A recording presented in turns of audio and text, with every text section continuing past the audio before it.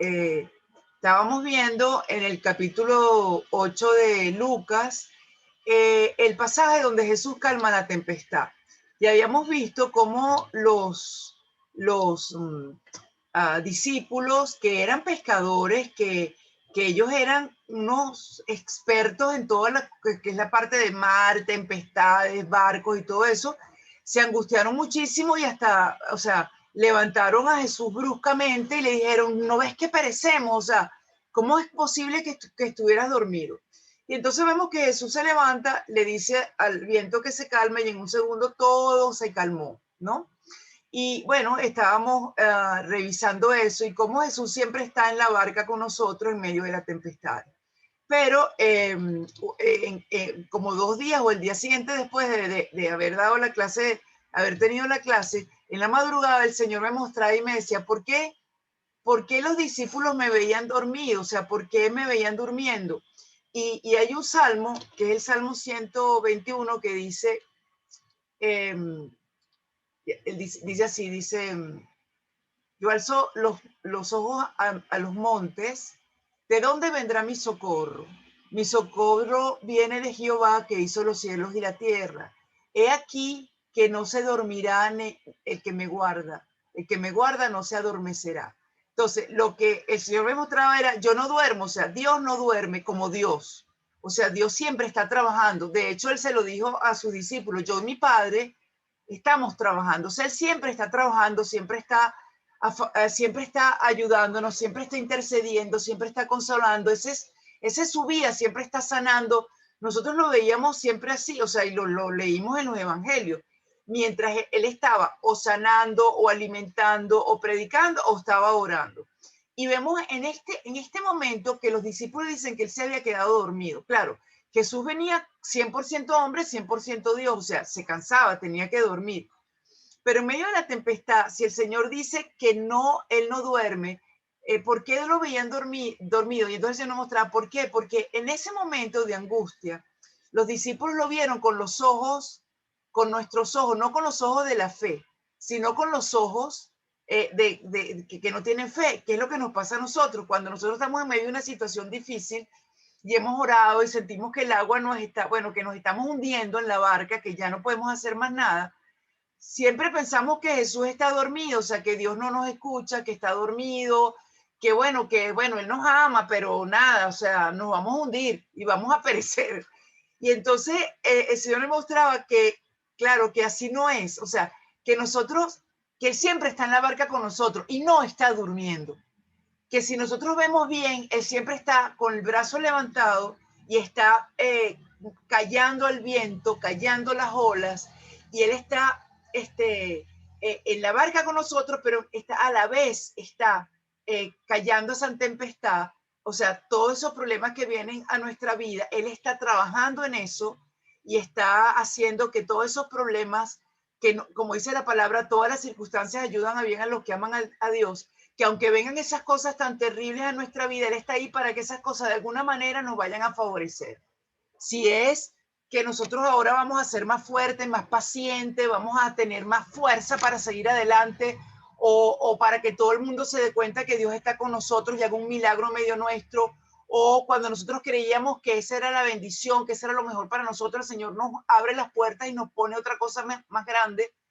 Entonces, bueno, lo bonito que el Señor me mostraba era eso. Entonces, desde ese momento, desde la semana pasada para acá, cada vez que oro o pienso en una circunstancia difícil que nosotros aquí en Venezuela y ahora en el mundo entero tenemos no sé cuántas cosas difíciles y cuántas oraciones que estamos haciendo y todavía no vemos con nuestros ojos la respuesta. Entonces, cada vez que estoy así, lo que veo es a Jesús en la barca conmigo y con la mano levantada calmando esa tempestad. Entonces, trato ahora de acordarme de lo que el Señor me dice y siempre estar seguro de que Dios está trabajando. Él está trabajando por nosotros. Aunque pareciera que no, he aquí, el que me guarda nunca duerme. Amén. Bueno, vamos a seguir en el capítulo. Después de que salieron de lo de la barca, llegan después de esa barca que se estaban hundiendo, llegan a donde los garadenos, a la ciudad de los garadenos. ¿Y qué sucede? Acuérdense del endemoniado, que llegaron ahí, el pobre endemoniado estaba, bueno, horrible, y cuando ve a Jesús le dice: ¿qué tienes con nosotros que nos vienes a atormentar? Una legión de demonios. Vemos como, qué belleza como el Señor saca hacia afuera los demonios, se van para caen, ellos le piden permiso, la legión de demonios, para que entre en este hato de cerdo. El Señor le da permiso. Fíjense que el diablo no puede hacer nada sin el permiso de Dios. El Señor se lo otorga, los demonios se lanzan al agua, se mueren, y la gente de ahí le dice que se vaya.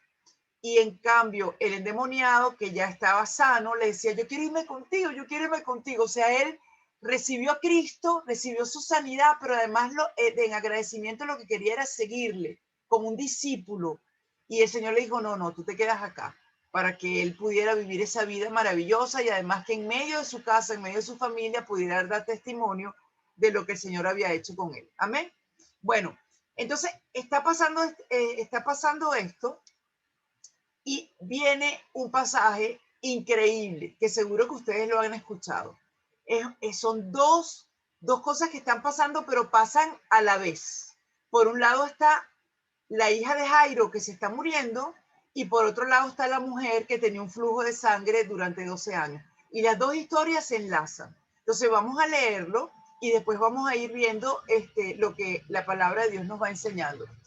Fíjense que, ya va, espérense, vamos, ya va, ¿dónde estoy? Ya va, aquí, ajá. Estamos endemoniados, y entonces vean lo que sucede. Cuando volvió Jesús, o sea, él estaba donde estaba el garadeno, se volvió a montar en la barca porque le dijeron que se fuera, y regresa otra vez. No sabemos si regresa de nuevo a Capernaum, y dice que le recibió la multitud con gozo porque todos les esperaban. Y entonces vino un varón llamado Jairo, que era principal de la sinagoga, y postrándose a los pies de Jesús, le rogaba que entrase en su casa, porque tenía una hija única, como de 12 años, que se estaba muriendo. Y mientras iba, la multitud le oprimía. Pero una mujer que padecía de flujo de sangre, o sea, tenía unas hemorragias desde hacía 12 años, y que había gastado en médicos todo cuanto tenía y por ninguno había podido ser curada, se le acercó por detrás y tocó el borde de su manto, sobre el borde de manto de Jesús, y al instante se detuvo el flujo de su sangre. Y entonces Jesús dijo: ¿quién es el que me ha tocado? Y negando todos, dijo Pedro y los que estaban con él: Maestro, la multitud te aprieta y oprime. Y dice: ¿quién es el que me ha tocado? Pero Jesús le dijo: alguien me ha tocado, porque yo he conocido que ha salido poder de mí. Esa es la unción. Entonces, cuando la mujer vio que no había, que no había quedado oculta, porque ella vino escondiéndose, ya le explico por qué, vino temblando y postrándose a sus pies, le declaró delante de todo el pueblo por qué causa le había tocado y cómo al instante había sido sanada. Y él le dijo: hija, tu fe te ha salvado, ve en paz. Y cuando Jesús todavía estaba hablándole a esta mujer del flujo de sangre, cuando estaba todavía hablando, no había terminado, quienes llegan, los de la casa del principal de la sinagoga, y le dicen: tu hija ha muerto, no molestes más al maestro. Oyéndole Jesús, le respondió, o sea, se voltea donde Jairo, le responde y le dice: cree solamente y serás salva. Y entrando en la casa, o sea, fueron a la casa de Jairo, no dejó entrar a nadie consigo, sino a Pedro, a Jacobo, a Juan y al padre y a la madre de la niña. Y lloraban todos y hacían lamentación por ella. Pero él dijo: no lloréis, no está muerta, sino que duerme. Y cuando él dijo eso, pues todos los que estaban en la casa de Jairo se empezaron a burlar de él, sabiendo que estaba muerta. Mas él, tomándola de la mano, le dijo a la niña: muchacha, levántate. Y entonces su espíritu volvió e inmediatamente se levantó, y él mandó que le diesen de comer. Y sus padres estaban atónitos, pero Jesús le mandó que nadie dijese lo que había sucedido. Amén. Entonces, vean que aquí están dos historias.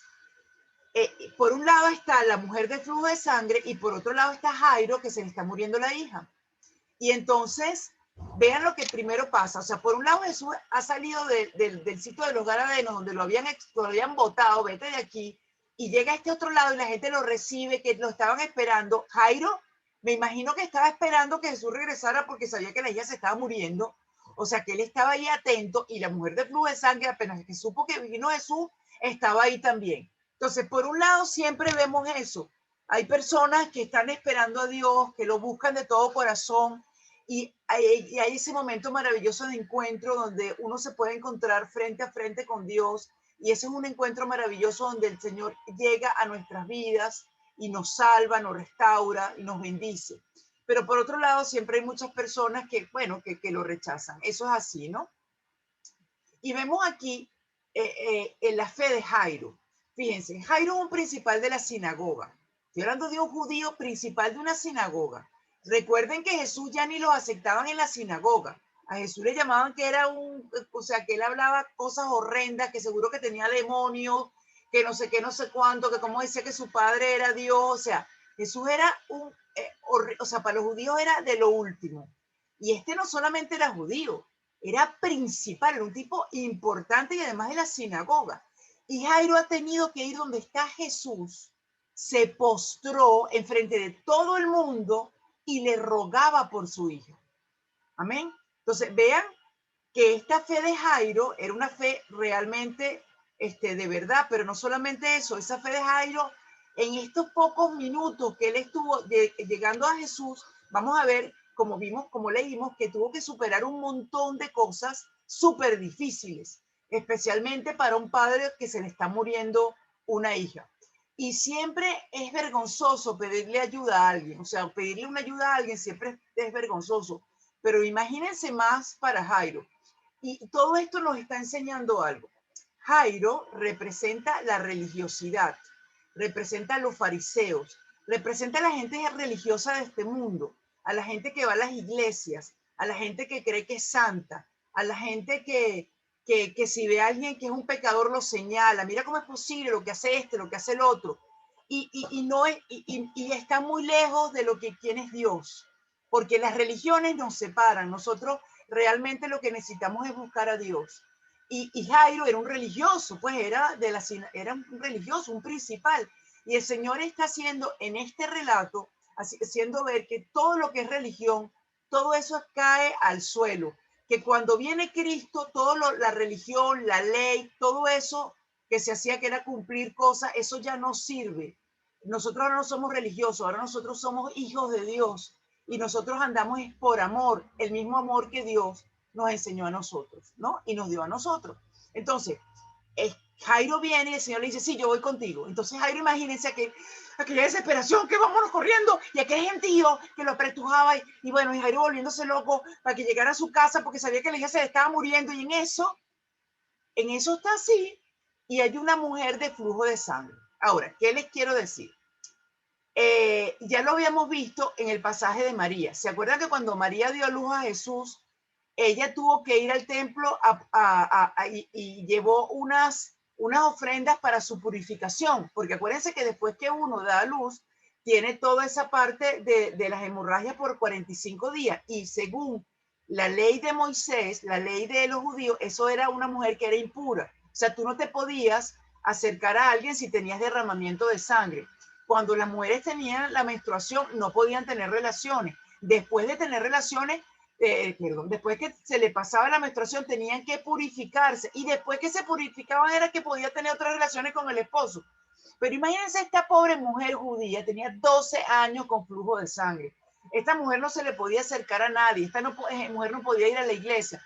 Entonces, imagínense ustedes, una situación tan terrible, que tú necesitas ir a la iglesia, que oren por ti, que te ayuden, pero como estamos en ese momento, todo era una religión, ella estaba execrada de las sinagogas, o sea, no había Dios para ella, la relación de Dios con ella, o sea, imagínense la situación tan terrible, pero además de eso, ella se había quedado pobre, o sea, todo lo que tenía lo había perdido. Ahora, imagínense una hemorragia de 12 años, esa mujer debería estar súper delicada, súper débil, y apenas oyó lo de Jesús fue para allá, pero vean el contexto. Ella sabe que ella no puede hacer eso, ella no se puede acercar a nadie, ella es impura, ella es inmunda. y si ella toca a alguien, también lo va a contaminar. Y así todo se va calladita, arrastrándose, me imagino que no tenía fuerza, va arrastrándose, llega allá y dice, bueno, por lo menos si le toco el manto, o sea, ella ya había oído como Jesús sanaba y decía, yo quizás no llegue a tocarle la mano, pero por lo menos si lo rozo, él me va a sanar. Y ella llega, ¿y qué pasa? La fe tan grande que tenía ella hizo que Jesús la sanara. Pero vean cómo dice, y entonces Jesús se para, y vean que la multitud lo estaba apretando, y entonces se para. Ahora, imagínense a Jairo. Jairo está, que lo que quiere es correr, porque la hija se le está muriendo, y de repente Jesús se para. O sea, pero ¿cómo te vas a parar? ¿Cómo te vas a parar si mi hija se está muriendo?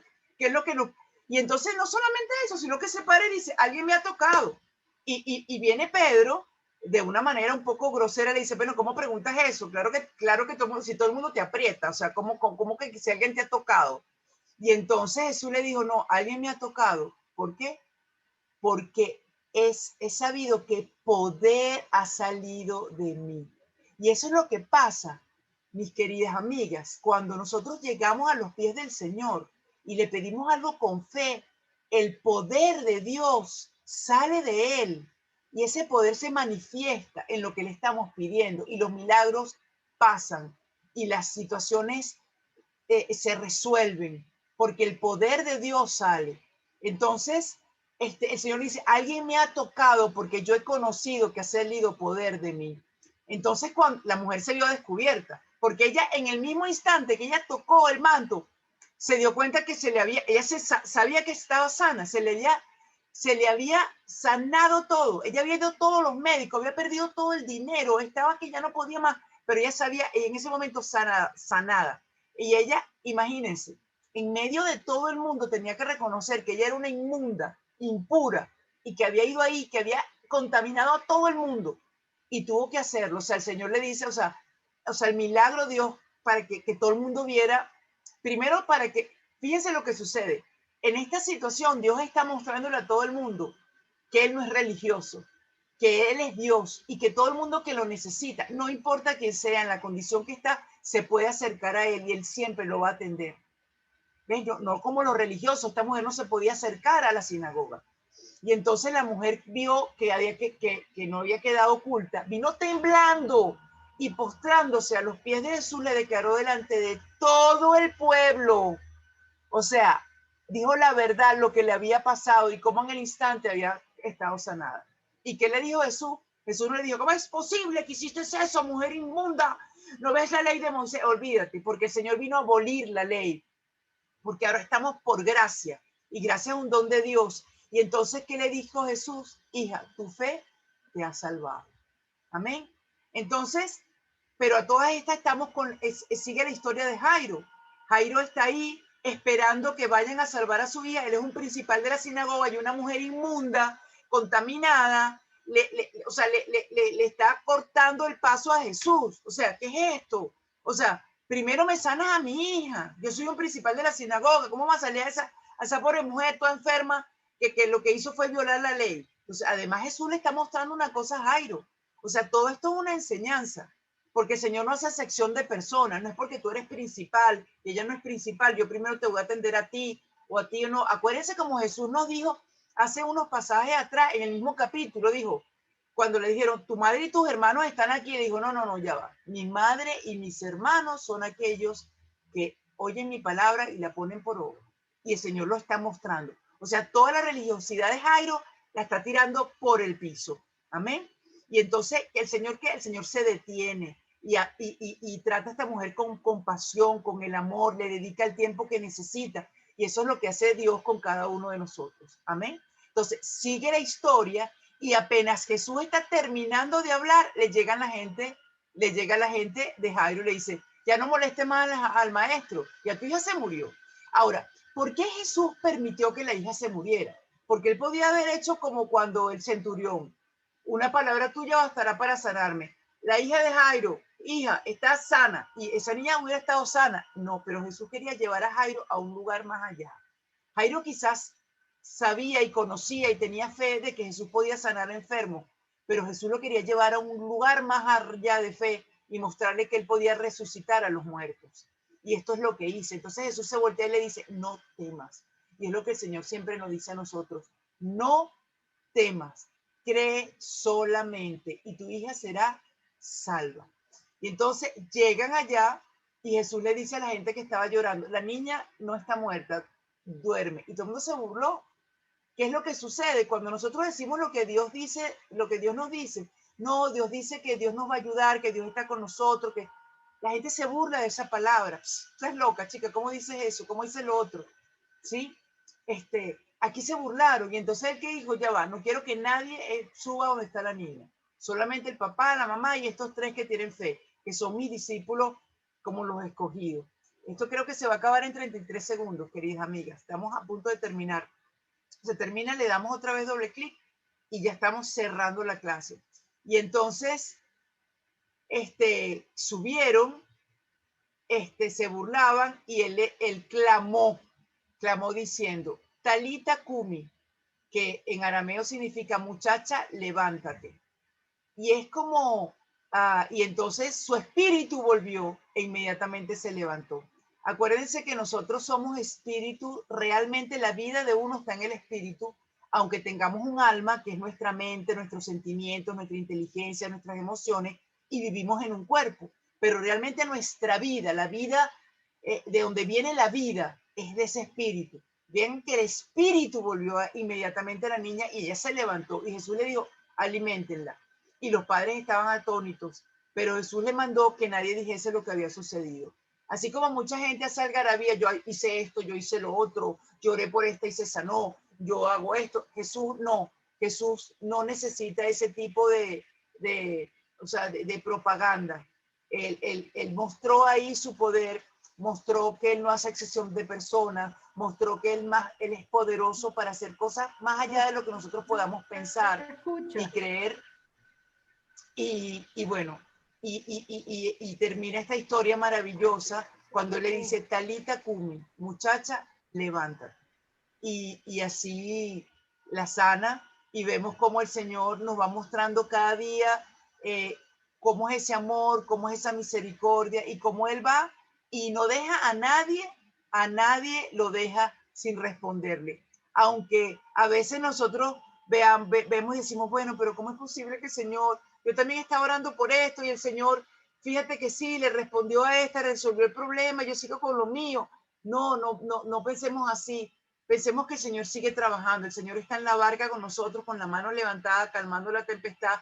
Él no hace excepción de personas, si ayudó a uno, sanó a uno, prosperó a uno, lo va a hacer con nosotros. Amén. Bueno, este pasaje es un pasaje maravilloso, muchísimas cosas nos enseña y bueno, me encanta haberlo podido compartir con ustedes. Especialmente ahora que viene la Navidad, que lo que recordamos es que ese Dios maravilloso vino a hacerse carne y a sufrir por nosotros y a mostrar quién era Dios y que Dios estaba realmente interesado y nos amaba tanto que aun y cuando nosotros ni nos acordábamos de Él, Él vino y derramó su sangre. Y la sangre de Dios, nosotros valemos la sangre de Dios. Somos muy valiosos, demasiado valiosos. Y eso no se nos puede olvidar. Amén. Bueno, nos quedan 3 minuticos si quieren comentar algo y oramos y nos despedimos por este año.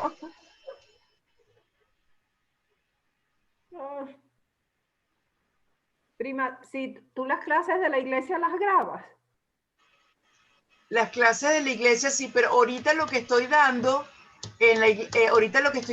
ahorita las clases que estoy dando hasta el 19 es diplomado y estoy dando, ahorita estoy dando las clases de consejería cristiana. Son para personas que se quieren dedicar a consejería. Entonces le estoy dando lo del consejero, bueno, la ética y todo eso. Si se te atraviesa por ahí algo que tú tengas para yo oírlo, seguir oyendo de la palabra de Dios, yo estoy ávida de eso. Bueno, sí, miren, si yo... Que te atraviese por ahí. Claro, yo siempre estoy escuchando y escuché una enseñanza del padre Roberto que me encantó, déjame ver, se llama, un retiro que dio a unas mujeres, que lo oí ayer y me encantó. Entonces, déjenme buscarle el link del padre Roberto, y fue chéverísimo. El de hoy que empecé a verlo no me gustó mucho porque estaba hablando mucho como de los sacramentos y la comunión y tal, muy, muy católico, pues muy, muy religioso, pero normalmente no habla de religión, sino habla de Dios. Entonces les voy a poner ese link. Bueno, nos quedan 10 Yo minutos. oí uno buenísimo que decía, que era del Adviento y decía, no te vuelvas estúpido. Y él decía que era una palabra un poco fuerte, pero Ah, y lo ahí voy a oír. explicaba por qué decía eso. Es Lo voy a oír, buenísimo. lo voy a oír. Le voy a poner lo del Desde el retiro, que es un primer domingo de retiro para las Adviento. mujeres, y se lo voy a poner para que ustedes lo escuchen. Se nos va a acabar ya la clase. No sé por qué nos dieron unos minuticos más. Y Que bueno, Dios señor, es ¿qué así, te bueno. podemos decir? Hasta aquí has estado con nosotros y sabemos que vas a estar con nosotros hasta el fin de nuestro tiempo. Y en el momento en que se acaben nuestros días, de la mano, tú nos llevarás delante a tu presencia ya en el cielo. Gracias por esa seguridad, por esa bendición tan maravillosa. Te encomendamos nuestra Navidad con nuestros amados, con todos nuestros amados. Cuídanos. Queremos realmente disfrutar estos momentos que tú tienes para nosotros. Gracias por cada momento que nos permitiste compartir este año. Te entregamos todo lo que viene. Sabemos que tú vas a hacer cosas maravillosas en medio de cada una de nosotros. Gracias, Padre. Amén, amén y amén. Amén. Bueno, mis queridas, Bueno, feliz Navidad. mis queridas alumnitas, que el Señor las bendiga. Hoy nos dieron 50 minutos. Fíjate Amén. que nos dieron 50 minuticos y nos regalaron unos minuticos de más.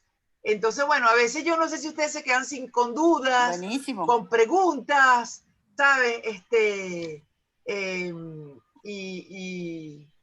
Y bueno, no sé, a veces de repente nosotros deberíamos tener una clase donde yo hable menos y ustedes me pregunten más.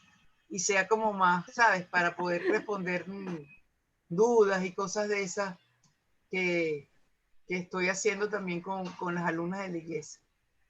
Bueno, nada. Podríamos hacer eso, ya te digo, una vez al mes. De repente hacemos 3 semanas y la cuarta semana de dudas. Y Exacto, de dudas, de cosas. preguntas, de cosas, y entonces podemos compartir. Me parece estupenda la idea. Bueno, arrivederci, las Bueno, quiero un montón. Un chao, te quiero besito. mucho, muchísimo. Amén, amén. Bueno, gracias. Chao, Marisela, nos vemos el domingo. Besos. El sábado. Chao, un Sí, besito. Bye señor. bye. Bye bye.